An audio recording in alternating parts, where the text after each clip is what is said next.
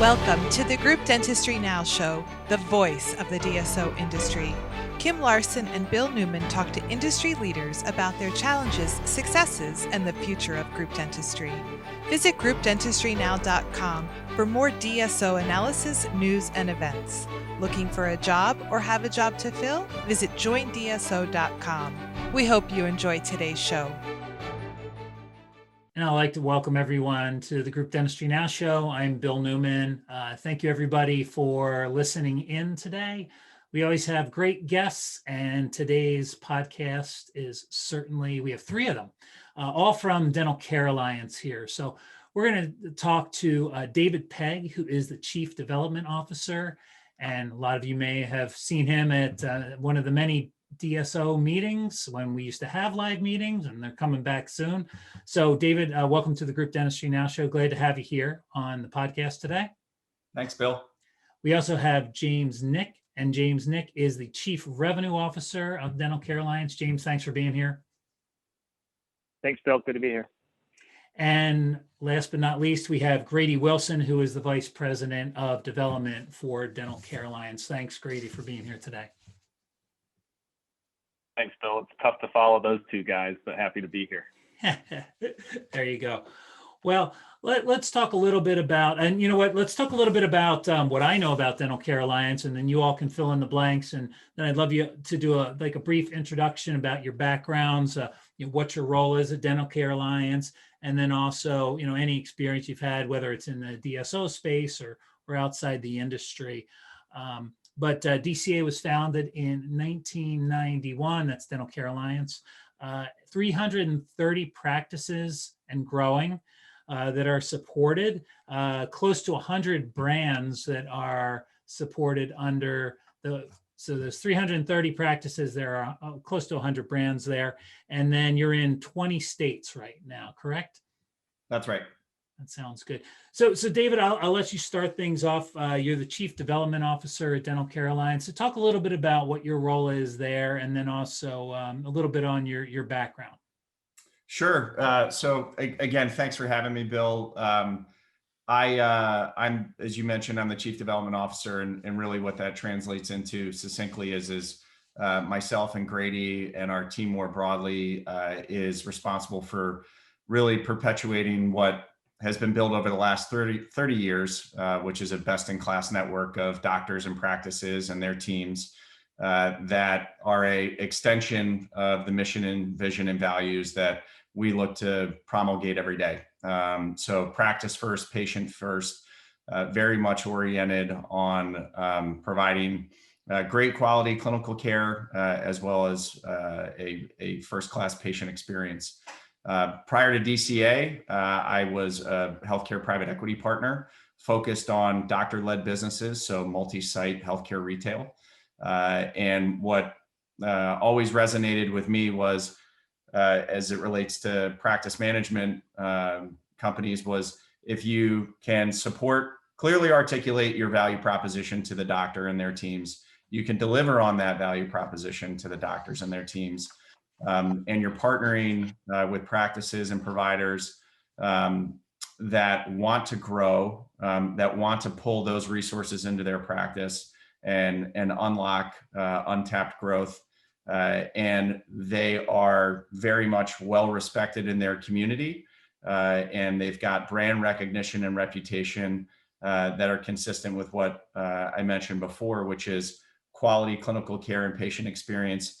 Then you've got a really good opportunity to be successful over a long period of time. And as I look to make a transition from the investor side into more of a operating role within a multi-site healthcare company like DCA, it was really important to me that those things were very much present and part of its historical fabric. And as I look to make that transition coming up on 4 years ago, hard to believe, what I discovered was that DCA scored A's across the board in all those things. So this was a company that had been around for close to 3 decades, very much understood that it was there to support the doctors and their teams in the delivery of care and provide a great patient experience and perpetuate the brand that they had built in their local marketplace. And while that may sound very natural to all of us and logical, I will tell you that there is a graveyard that's littered with tombstones of folks who got that backwards. And so I very much felt as though I was walking towards something that was representative of what I viewed as to be to have the historical successful tenets of companies that had really operated well and had built a destination of choice for doctors that were looking to align themselves with a partner. So it's been a great experience, been a lot of work. Very fortunate to work alongside folks like James and Grady. We are blessed to have great people inside this organization that really want to be here, believe in our mission, vision, and values, and deliver them on a daily basis. Thanks, David. Yeah, and I remember meeting you not too shortly after I think you started down in Villanova, and it's amazing. It's already been 4 years, so time flies, and certainly DCA has grown since you arrived. James, let's talk a little bit about your background and your role as the Chief Revenue Officer. And kind of looking at your bio here, it looks like you were at Humana for a while as well. Yeah, I started at Humana as I graduated with an actuarial science degree and got credentialed as an actuary while I was working at Humana. Obviously, insurance company, large insurance company, and so I did some work with medical insurance pricing, projections, rate filing, those kind of things before I got involved on the dental insurance side. Humana is a very large dental insurer, in a top 10 dental insurer for sure in the country. And in that time, did some actuarial work, but also got exposed to pretty much every aspect of the dental insurance product development, managed a network for a while, of a network of providers, underwriting. So was involved in a lot of different aspects of dental insurance. And so got a good sense of the industry from that side. And joined Dental Care Alliance over 3 years ago now as Chief Revenue Officer. And really what that means is a lot of it is really focused on growth. To Dave's point, the areas or the departments I oversee are marketing for our practices and Dental Care Alliance as a whole, as well as our insurance contracts and negotiations with relationships with insurance companies, and we manage our own in-house membership plan. And then we also have an analytics department that we started, which was pretty natural for me coming on board as a former actuary. So all those areas are really focused on helping the company grow and helping our practices grow. And so, as I came over from an insurance side to the provider side, it's just more fun on this side, because when we talk about growth as a company, we talk about providing more access to more patients for oral health care and ultimately improving their lives. Whereas growth meant something different in my prior life. So it's been great to be on the provider side. The industry is certainly vast and a lot of good work happening out there, but it's certainly fragmented on our side, where what I've seen is every other aspect of the industry is already consolidated. So whether it's insurance or suppliers or vendors, they're consolidated, and so the providers are really the only ones that aren't. And so that's created some advantages for some of them, and so that is starting to change. And we can have, I think, the exciting part about DCA is we can have an impact on the organization, or not only the organization, but also the industry here. So. Yeah, that's a great point, James. I mean, I think we want to definitely get back to that as far as the industry starts to consolidate, what you're seeing and what are some of the opportunities for maybe some of these emerging groups, some of the docs that own their practices, how they should position themselves and kind of what the future looks like and what that might look like with DCA. Grady Wilson, Vice President of Development. So you actually had a background in the dermatology space before you came over to the dental industry. Let's talk a little bit about that. Yeah, that's right. Prior to DCA, spent a little over 2 years in dermatology. So much like you see what's going on in dentistry, a lot of other spaces in multi-site healthcare are consolidating. And as I thought about making the transition from my former company in dermatology to DCA, the thing that got me most excited about it was the vast operating track record of DCA, the infrastructure, the resources that DCA had built up over 3 decades, as we talked about, and really felt like that positioned us to deliver value to practices that not many in the industry could. And the other thing that really excited me was just the size and scale of DCA and the strategy to focus on quality, not quantity. We want to partner with not only best-in-class people, but best-in-class practices and staff. And so that was certainly a strategy and a mission that I could get behind. And lucky to say that I think with Dave's leadership and others, we've been able to do that over the last few years. So it's certainly been an exciting run since I came on board. Came on a little bit after James. Have now been at DCA 3 years. It goes fast. But still a lot to accomplish, and we're certainly very excited about what the future looks like for us. That's great. Grady, I mentioned some things about DCA early on about being founded in 1991, which makes it probably one of the more veteran DSOs out there, right? I mean, that's quite a while from a platform standpoint and industry experience as well. Talk a little bit about the model at DCA. What does Dental Care Alliance look like? I talked about almost 99 brands. So you're obviously not branded across all locations. How does that all work? So I'll kind of let you start that conversation.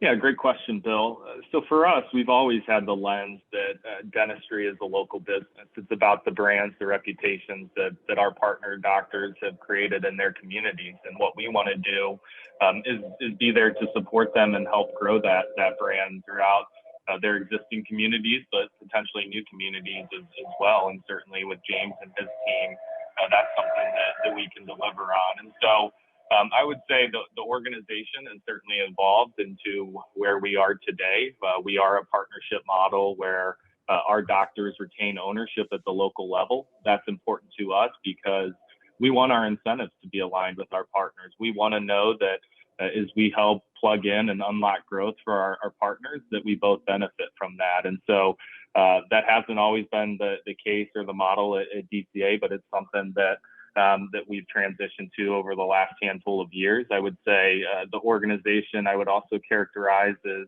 call it multi-specialty, so to speak. So the bulk of the organization is general dentistry, and James can keep me honest on percentages, but we have evolved to partner with specialty practices as well. So oral surgery practices, orthodontic practices, perio practices, pedo-ortho practices. And that just comes back to our philosophy on wanting to partner with best-in-class practices. It doesn't matter whether it's general dentistry or a specialty practice. It's more so about the people, what they've been able to create in their communities, and how we can partner with them to augment what they've previously built. That's great. Good, James. Yeah, and I just want to add, I think, that everything, so as a marketing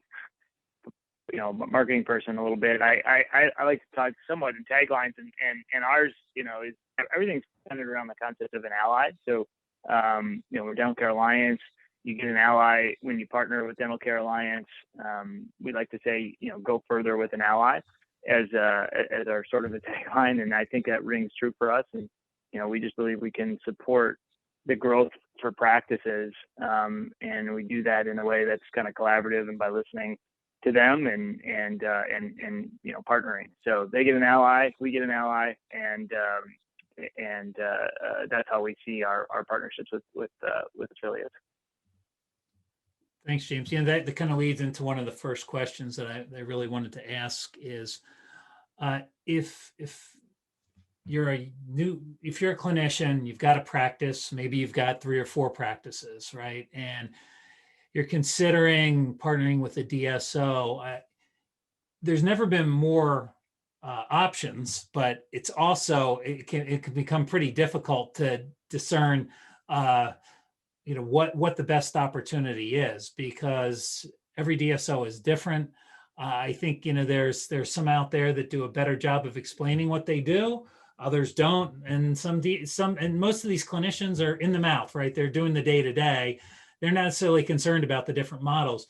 So, David, I kind of let you start here. Talk a little bit about DCA's, Dental Care Alliance's model. What do you look for in a partner, in an affiliate? And then what should these potential partners be looking for as they start to talk to DSOs and to determine who might be the best to partner with? Yeah, sure. Happy to. So I think starts with, if I put myself in the shoes of the owner of 4 or more locations, it's stop and reflect and really think about what you want. What are you looking to, what are you driving towards? What do you want out of a partnership with an organization like ours or another? And I think that for us, right, is an important thing when somebody shows up to a discussion, their ability to articulate, this is what I want out of a partnership. This is what I am looking for. It's a very strong signal of, I would say, commitment and sincerity. So that I would say is kind of a jumping off point in terms of what we look for, is some critical thinking behind what are they looking for in an affiliation and a partnership with us.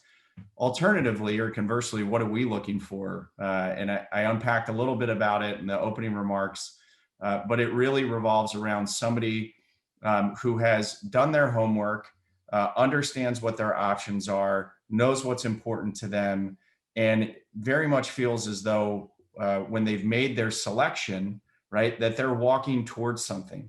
And so for us, what is that? What are those key components? It's somebody who is representative of historical growth, patient experience, quality clinical care, strong brand in their local community, and really wants to pull somebody into their practice to unlock growth and wants somebody by their side moving forward.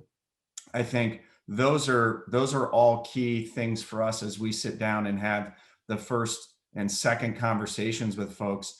You get into, I think, further discussions that are really born out of a lot of listening from us, which is, this is not a prescriptive approach, as Grady mentioned.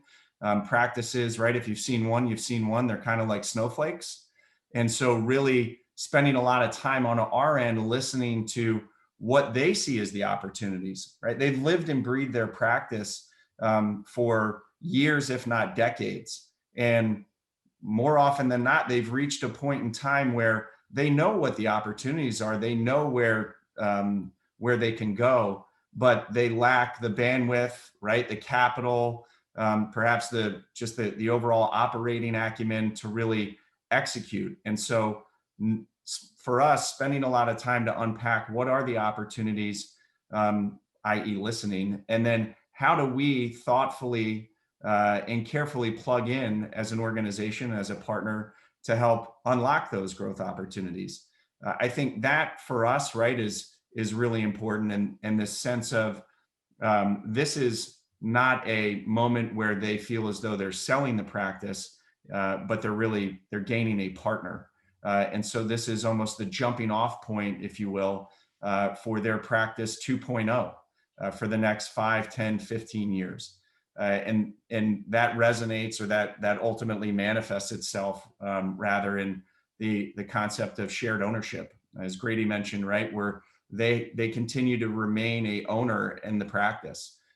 They are also a owner in the enterprise-wide, all 330 plus practices across DCA. And so we're aligned from a growth standpoint at both the local level as well as the enterprise level. Those are all, right, really important things, because now we're walking forward from this moment on, shoulder to shoulder, thinking both locally as well as at the enterprise-wide level about how we can conduct ourselves to the benefit of both not just their practice, but the organization as a whole. Great points. Does anybody want to add on to that at all? Yeah, this is James. I'd just add, I think you touched on this, Bill, when you framed up the question, but there are a lot of options, and they're more than ever and growing probably by the day. So there's probably something out there for everyone. What Dave just described may not be for everyone, and that's perfectly okay. I mean, we're not here to say someone's doing it wrong. We just believe in the way we're approaching it and look for partners that kind of share that viewpoint, and want to have an ally by their side. So that's kind of the way that I sort of see the way we look for what we look for in a partner. We want to have a fit with the way that we approach the market. And I would just add, in this day and age where the market is hot and people are talking about EBITDA and multiples and this, that, and the other, I always try to guide people that the economics of a transaction matter. You should feel like you're getting good value for your practice, but you also need to think about what the next 3-5 years are going to look like, because inevitably you are going to be attached to someone after the money changes hands, so to speak. So making sure that you're comfortable in terms of the people, the values of the organization, what type of plan that they have in place. One of the things we spend a lot of time on is we're working to close the transaction is to have those conversations, as Dave was mentioning, about how can we best support your practice? How can we grow your practice? And that plan is going to be specific to the partner that we're working with on that deal. And we want people to be comfortable and excited about what they're walking towards. We don't want to be in a situation where a partnership closes, we're all high-fiving, and then the doctor looks at Dave or I and says, well, what now? We want them to know what the plan and the strategy is. And so spending a lot of time on that so that they feel good about the economics of the deal, but also the partnership and what it's going to look like once we do become partners is important. So I always try to get people to understand that aspect. And then the last piece that we've all lived the last, I would say, year and a half or so is that there are probably going to be bumps in the road at some point in time. So partnering with an organization, one that you feel like has the resources, the infrastructure, the people to support you in times of need, so to speak, whether that's a pandemic, a natural disaster, a change in economic climate, whatever it may be. Partners are important when things are going good, but also important to have a partner by your side when there may be bumps in the road. And so we're going to stand by our partners through good times and bad. And that's something that I think we've clearly shown throughout the last year with the COVID pandemic. Yeah, Grady, some good points there, and you kind of think about some takeaways. You hear partnership used a lot. You hear ally. It sounds like, again, long term, right? This isn't something for a doc that's looking at leave in a year. You're talking about a long term partnership. You're there for the long haul with them, and kind of to your point, I think a lot of practice owners have been kind of wondering, all right, made it through the Great Recession, maybe made it through a pandemic. What's next? Do I really want to be on my own when whatever it is hits next? So, all really valid points. And Bill, the one thing I wanted to add was, we say this to folks virtually in every meeting, literally virtually right now, but also in person when we have the opportunity. But do your homework, right? Really get to know the organizations that you're talking to. Understand the who behind what they do. Ask to talk to doctors who have affiliated recently or have been partners for years, so that you've got a real sense of conviction that you're making the right choice. I think one of the pitfalls, not just in dentistry, but I think in any type of practice management strategy that's predicated on continuing to build a network of doctors and teams and practices, is it can turn very transactional. And with that, right, is this kind of speed to execution, right? Got to get it done, got to get it across the goal line. And you really want, right, on the other side of when on the other side of it, you want, if I'm a owner of 4 locations or 1 location, I want to know that I did my homework and I really understood, right, the organization and the people that I was partnering with. Because the reality is they've spent so many years building, right, what they're now, bringing another organization into, to be a part of. And those are decisions that should not be rushed to. I would unpack and ask. If I'm them, I'd ask a lot of questions. I'd ask for a lot of data. I'd say, you talk about how you make practices better, or you do this or you do that. Do you have evidence of it? We supply case studies to our prospective affiliates to say, look, don't take our word for it. Here's actually the empirical data behind what we have done for these practices, and this is representative of a much larger data set. And talk to 1, talk to 3, talk to 100 doctors inside of our organization.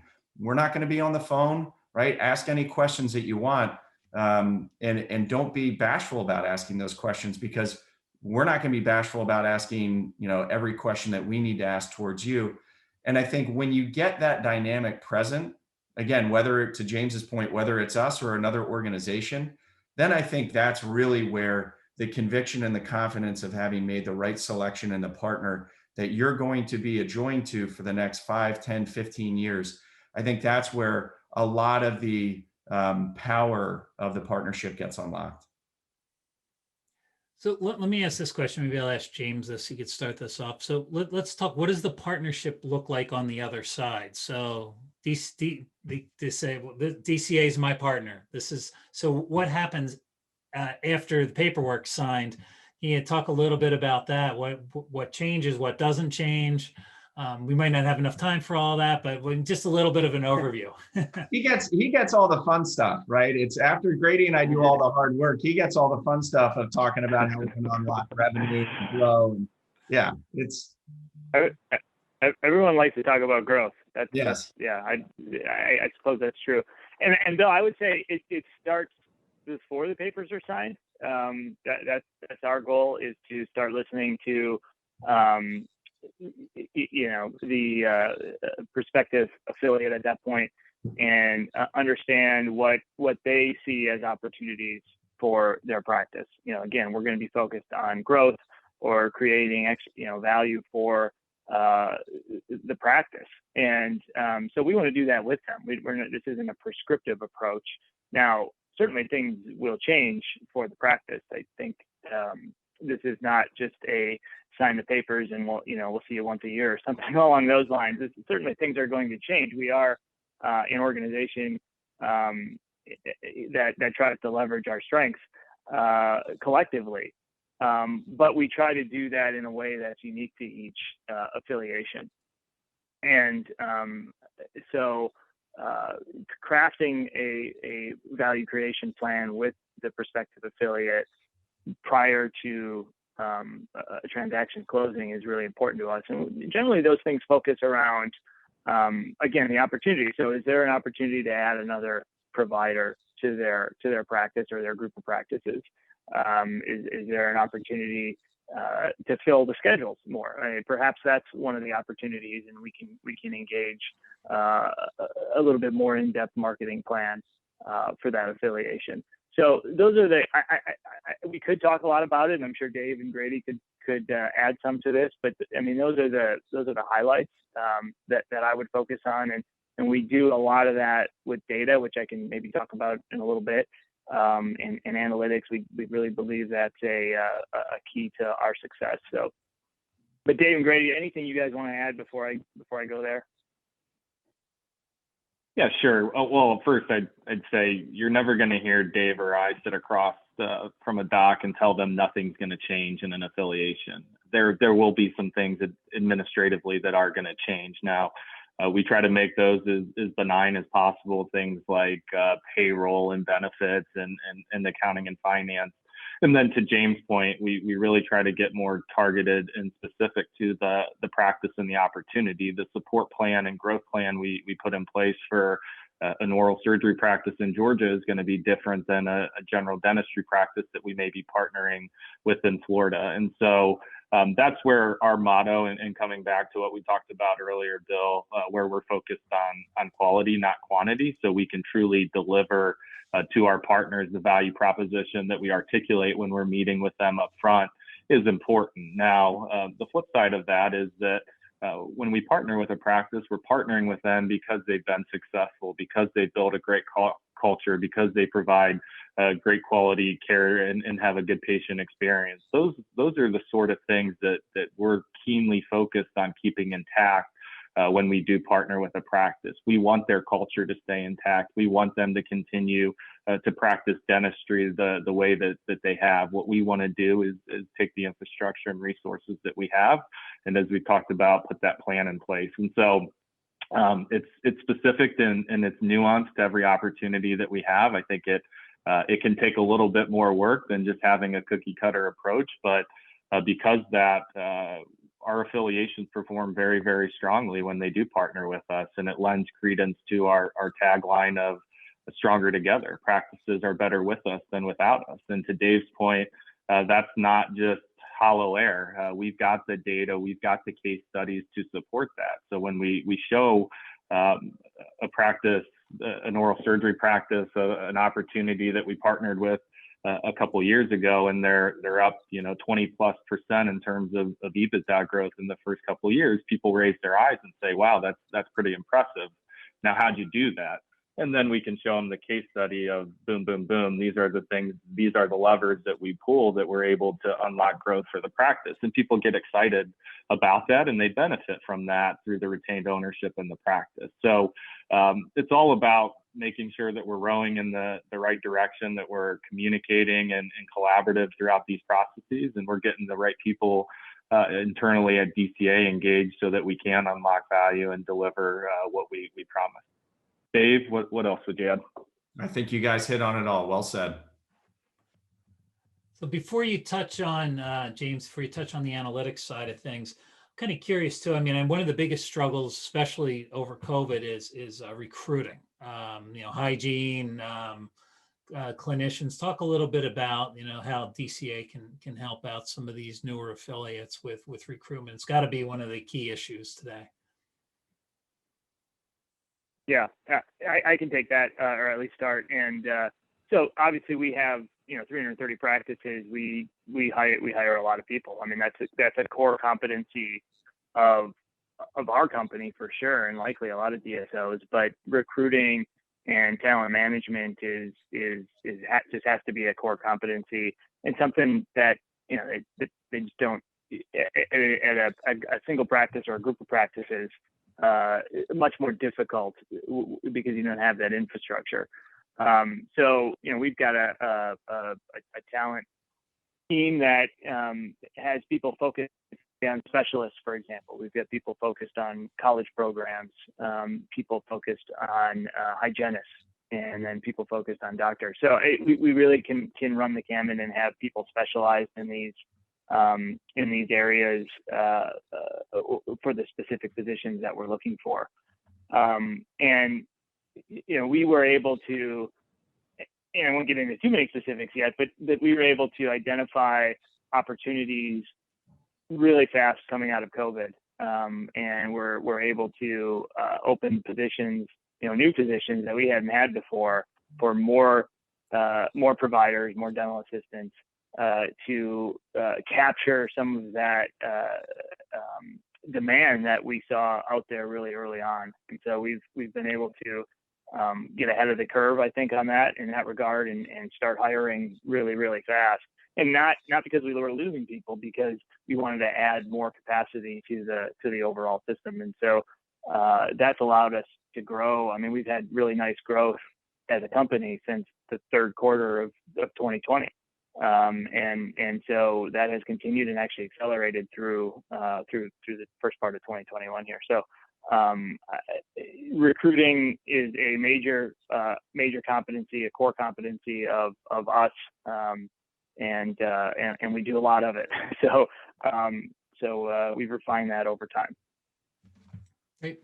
So why don't we let you talk about what you really want to talk about, which is our analytics and KPIs. I can't get through a meeting without it.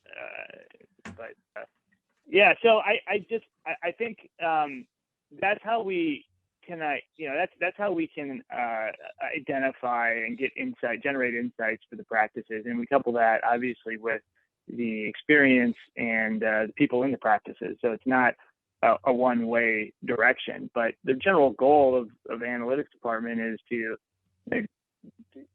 figure out, what happened, why did it happen, what should we do about it? Those are the kind of the three things. And if we don't get to what should we do about it, then we really haven't done our job. So for our offices, we're trying to get these things down to the most critical actions that they can take in the office to improve. And that's really where I think the art maybe comes into the analytics. It's if our teams can't, they don't have as much time as the analytics department to do analysis. So if they can't understand the metric and why it's the focus, then we really, like I said, we aren't really doing our job. So we sort of mapped out the patient journey from first contact through scheduling and the visit and post visit and next visit, and have built some predictive models to try and get to the kind of what are the key things for each of those steps. And so for just a simple example, you want someone to show up for their appointment, the most important thing you can do is confirm with them that they'll be there. And so we can do that automatically. And if can't get that done auto, then we help individually with that. The simple example that we use to show how we can focus the offices on specific actions that they can take to improve their results. And so we do this as pre-visit. What do you do pre-visit? What do you do during the visit? What do you do post-visit? That will drive the results. And so when you bring these models together, you get a good sense pretty quickly, and I think ahead of the competition, but a good sense of where future opportunities exist for growth that maybe we haven't yet unlocked. And that's where I talked about hiring and adding capacity in terms of providers and other positions to at a time that was really probably more difficult for a lot of practices and the future more unknown. I think we were ahead of the curve and have hired a lot of positions in that time frame. Great. Let's maybe I'll ask David and Grady to kind of lead in with this one, since we were talking about KPIs and analytics. Maybe talk a little bit about sophistication level of some of these potential affiliates. So, I mean, are you seeing like some of these practices, these emerging groups, do they seem to understand what their EBITDA is now? I mean, if you go back like 3 or 4 years, I mean, that was something that was relatively new to them, right? It was all, I've heard that I should get 70% of production or 80% of my production, and that was it. EBITDA was no. So what do we see? Do we see a sophistication level? Do these emerging groups that you're working with now, and some of the smaller, the single practices that are larger, are they measuring KPIs? Do they understand their analytics? Do they know what their EBITDA is? Good question, and I would say it varies. Certainly some of the groups that have grown in size and scale and have more locations and providers and may have worked with a practice consultant or something along those lines have a greater understanding of potentially some of the other practices that we come across. I will say that I think dentistry is unique when you look at it compared to other spaces in multi-site healthcare, and that consolidation has been going on for, call it, 30 plus years. If you look at DCA starting in 1991. So I think across the board within dentistry, dentists have a good understanding of organizations like DCA and what's going on. It's specific to the practice in terms of their sophistication on their financials, the KPIs, that different KPIs within the practice, and how well versed they are on those things. But that's what I'm seeing. Dave, what would you add to that? Agreed. I think there is definitely more familiarity as relates to what is EBITDA, right? I think people pronounce it 8 different ways, but essentially what's the calculus that goes into it? Why is it important? Why is it important to, an organization like us? Because we're underwriting to a cash flow stream, right, that the practice is generating, and that's how value is ascribed. Generally, I would say when you hit it with the tagline of that's how value is ascribed, everybody gets really focused on making sure they understand what it is. In terms of KPIs and analytics, I would say, I agree with Grady. There are some that I think have done a good job of trying to leverage tools at their disposal through maybe some increased capabilities in a practice management software program, and they do a good job of trying to at least pay attention, right, to the KPIs that they believe matter. Now, where I would segue to is, as a partner, right, the level of proficiency that we can bring to a practice in terms of data analytics is I would say many rungs on the ladder above that. And it's pretty powerful when you can sit across or sit at a table with a prospective affiliate, and whether it's the marketing department that James oversees can run a digital, a website analytics report to say, here's essentially kind of what the capabilities or the proficiency of your website is doing for you. A lot of doctors walk into that meeting thinking, no, we do this well, we're really good at this. And we're able to show them a level of analytics that I think underscores, right? They're now telling me, these people who are potentially going to be my partner, they're telling me something about my practice that I didn't otherwise know. And that's what a partner should do, right? If we're going to advertise and advocate for ourselves as being a value-added partner, then we need to be value-added. If we're simply just duplicating what they do today from an using analytics as an example, then we're not really adding value. But I think being able to now provide insight into their practice, being able to increase the level of proficiency in analytics, and then being able to use that, right, as a tool to not just measure, but also manage and make decisions that are going to James's earlier point, unlock growth. Now you've really brought it home. Now you've really, I think, elevated or differentiated yourself from our peer set. Because I don't believe that there are a lot, if any, organizations out there that have the level of proficiency that we do today. And I think to Grady's earlier point, it shows, right? Because when we can really start to peel back via our analytics horsepower and determine where are the opportunities and be able to start to manage and measure the levers that we're going to pull to unlock those opportunities that the owner operator didn't otherwise know. Now we are a value-added partner, right? Now we are actually creating value for that doctor and their team in the practice. And I think that's where the differentiation really comes in. Great. So Yeah, I got a couple. Go ahead. I just to wrap that up, one final thing on analytics, I would just say, a lot of people will talk about analytics as and then they'll just give you the set of KPIs. That's really not what analytics is. That's not what we mean by it. Anybody can measure the KPIs, but coupling that with that data with the insights and getting to a place where we can unlock growth, that's a different level, and that's what we strive for. Yeah, that makes sense, James. So it's not just here are the KPIs, right? But we're going to give you the tools to do something with those analytics, right? To take those numbers and be able to grow.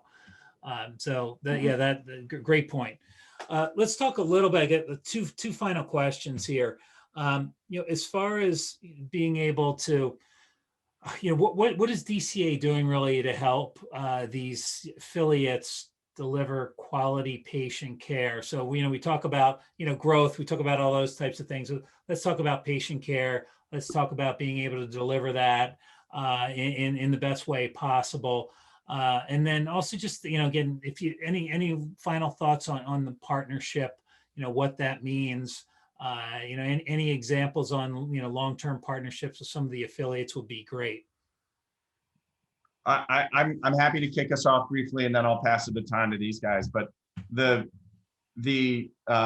commitment to patient care, that's got to be part of the fabric of the practice before we get, before there's ever an affiliation or a partnership consummated.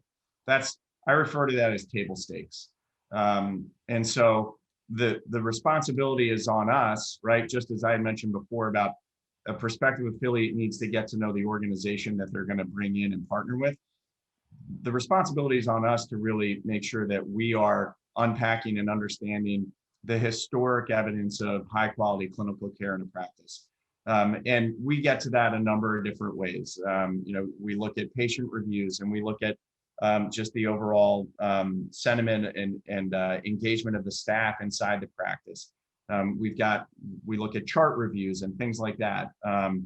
But that's really right. I mean, I got to be very careful about lines, and our job as a partner is not to dictate clinical care.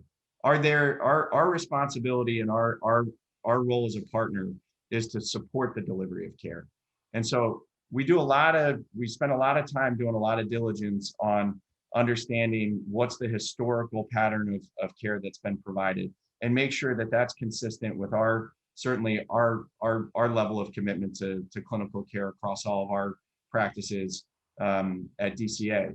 But whether it's, making sure that they've got the appropriate PPE, right? They've got the appropriate OSHA safety protocols in place at the practice, things that we can do on the periphery to make sure that that commitment to quality clinical care remains consistent post-affiliation, post-partnership. That's where that's our responsibility as a partner. The level of quality of clinical care and probably even more importantly, the patient experience, that's really something that is either there or it's not. And I think our experience as an organization is when it's not there, that's okay. That's okay if that's the way they want to operate their practice, but that's not going to be an affiliation for us. Because oftentimes, right, tigers don't really change their stripes. And so trying to come in and, start to roll out a different approach to providing care, not our role. That's not our place in the value proposition equation. But we certainly spend a lot of time understanding how can we support the delivery of care through various programs and initiatives as a partner, but not trying to dictate care. James, Grady. Yeah, I just start by saying that we like to, as a marketing person, like to make our job easier, and the best marketing is a good product. So we certainly want to have a top-notch patient experience through our practices, and not make our marketing job any more difficult than it needs to be. So I think what we can bring on the patient experience side is consumer insights, and we study the consumers, and they are consumers. I mean, they're before they're in the dental chair, they're a consumer. They've got some choice on where they want to go these days, more as much as ever. And so we really try to understand and start from who are the consumers and who are we targeting. And so like you said before, we've got 330 offices and a little less than 100 brands. And so to manage that, we start from the consumer. We understand what the segment of the market looks like, and we've actually grouped our practices and our brands into categories. We call them brand categories, and we've done that because we just believe that there are differences in what consumers are looking for. Different types of consumers are looking for different things, and we can't operate a practice, nor can we market a practice the same. Can't be all things to every consumer. And by the nature of what Dave talked about earlier, we are trying to leverage the brands and build the brands in their local communities. That's what's really important to us. And we've got some brands that have 30 offices, and we have some that have one office, and some that are fee for service, and some that take all different types of insurance. So we really run the gamut, and the only way for us to manage and to help engage patients in delivering or help engage the offices to deliver a top patient experience is to understand that those practices aren't the same, and try to segment them into these categories that we believe will be more indicative of the patient experience that those types of patients are looking for. Great. And then I would just add, Bill, that the way I think about it in terms of supporting the clinical piece of the practice is really about access in my mind. So providing our doctors access to maybe different types of technology that may support the delivery of care. Maybe they need a scanner in the office, providing access to potentially additional providers, as we talked about earlier. That could be a specialist that they may want to bring into the office to keep those patients in-house. It's providing access to various supplies and things like that may be difficult for them to procure on their own. And then importantly, and we haven't touched on it, I think it's providing access to training and development. That's something as an organization that we pride ourselves on is growing our people. Not only do we want to grow our practices, but we want to grow our people. And so whether that's assistants that need training and development, hygienists, doctors, giving them access to take a class where they may learn how to do implants, or they may learn how to do clear aligners, those sort of things. Continuing to evolve as an organization, provide those means so that our people can grow and develop, ultimately will support high quality clinical care and that delivery to patients. And so those are the pieces that I think about, and just providing that access to our doctors and our practices so they can continue to do that. Great points from everyone. All right, final question. I tend to ask this one quite a bit, especially with all the changes with COVID, and kind of curious if you could take out your crystal balls and just give a two-parter here. So kind of the future of Dental Care Alliance, what you see as far as maybe your growth goals or whatever that is. And then, what do you see for the dental industry? So you can just look out maybe to, the end of this year, and then, maybe, a couple of years out from there. What are your thoughts on where you see industry and DCA going? I'll let Grady start there, and James, and then we'll let David have the final word. So I think what you're going to continue to see is the market and organizations like DCA affiliate with dental practices. As we all know, there's still a lot of white space, green space ahead in the industry to continue to partner with quality practices and people. I think you've seen over the last 6 to 12 months some more, call it transformative type partnerships between organizations that had some size and scale. I think you'll probably continue to see that to an extent, but those are nuanced transactions that have to make sense from a strategic standpoint. So I know, sitting in our shoes, we're still very excited and bullish on the opportunity to continue to partner with best in class practices. I think you're starting to see different models in terms of delivery, so mobile type solutions, teledentistry, some of those types of things, direct to consumer that exists out there. I think you'll start to see maybe some more adoption on those fronts. Would be curious to get James' perspective on that. I know he spends a lot of time looking at that, but I think dentistry as a whole, oral health care isn't going anywhere. The industry is still certainly very fragmented. So a lot of opportunities for us to continue to affiliate and partner with great people and great practices. And that's what we'll look to continue to do over, I think, the near term. How the industry ultimately evolves is exciting and to be determined. I think you could see some more of these larger organizations combining forces over time, but I still think that sits out there, at least a few years down the road before that really starts to speed up. But that's just my perspective.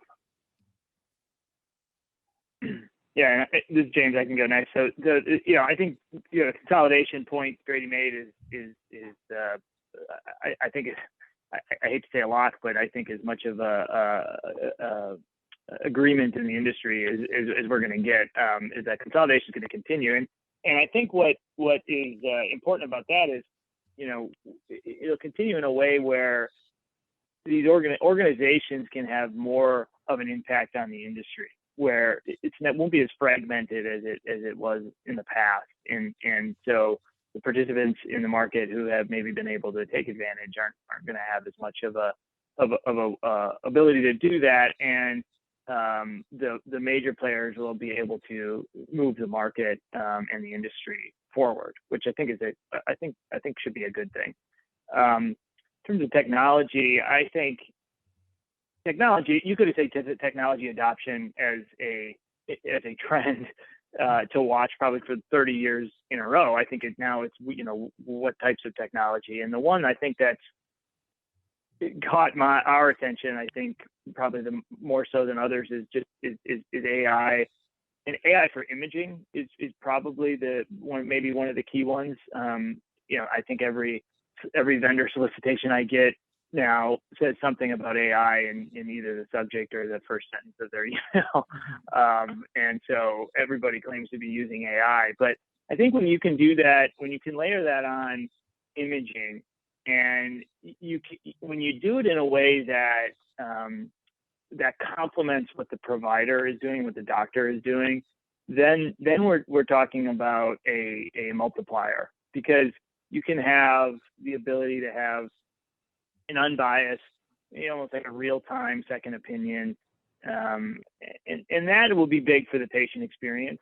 As we've understood, consumers, trust can be an issue, and so this might help those that are leery. And so it could. And then you think forward, what could that mean for efficiencies in the way we process with vendors or insurance companies, and we may be able to have real-time insurance payments and settle up with a patient for their portion and have it not be an estimate. Now we're getting to a point where the industry becomes more consumer friendly because of this technology. And so as you roll the tape forward, more and more, if that were to get adopted, the consumer benefit, I think, is immense. And if we have a positive consumer change, that will impact the industry in total, because the industry's been fighting forever the number of people that don't come in. And so the only way to come into the dentist in a given year, the only way to tackle that is to give them an experience that they're willing to come in for. So I'll stop there, but I think I think we're excited about that. Great. So it's a really good question. It's one that we spend a lot of time thinking about. It's kind of, to use the hockey analogy, you don't skate towards the puck, you skate to where the puck's going to go. And so how are we positioning ourselves as an organization to skate to where the puck's going to go, or where it's going? And I think as I've reflected on that, the last 15 months, I think for the overall health of the DSO industry, what the ultimate outcome will be, in my opinion, for the health of the industry, is it's going to separate the players from the pretenders. There, I think, is a lot of money. There has been a lot of money that has flooded into the DSO space with this investment thesis of, let's aggregate practices, let's pull them together, and then we can push them out to market. And the reality is I think the target audience, the doctor, either individually or with the assistance of an advisor, they've just become much more educated and smarter about what are their options, and in particular, what are they going to do for me as a practice owner and for my teams that I otherwise can't do on my own. And so I think as people have gotten a lot deeper into, tell me about your value proposition, give me evidence, give me case studies, tell me about the investments that you've made in your organization to continue to support practices like mine. I think as people are starting to ask those detailed questions, it's really starting to separate fact from fiction. A lot of people, I think, spin a wonderful narrative, but when the rubber meets the road, if you will, or you really start to ask for, give me the data behind what you're advertising, they fall short. And so I think where I see this going is the target audience has gotten much more educated and smarter about what their options are, about what questions to ask, feeling, I would say, more confident about walking towards something. And look, there will be startup groups that I think will ultimately, they will get their value proposition right. They will make the investment in people and in infrastructure and in systems, and they'll understand what their role is in terms of supporting the doctors and their teams in the delivery of care. I think there are others, many of which that will not, because they were far more focused on trying to get big fast, because that was really the goal that they set out with, and size trumps all, right? And so the bigger I can get, the faster and bigger I can get, the better it is. And the reality is I think you reach kind of a tipping point where things start to, remember, right? The people who provide care and generate revenue walk in and out of the door every day. And if you fall short on that delivery of the value proposition, they become pretty disenchanted. They become disenchanted quickly. And so I think that the organizations who understand that, who've taken the time, whether it's over 30 years or whether it's over 3 years, to get that right and to build something for longevity and build it in the right way, they will have staying power. I think those that have not, or that aren't going to, will not.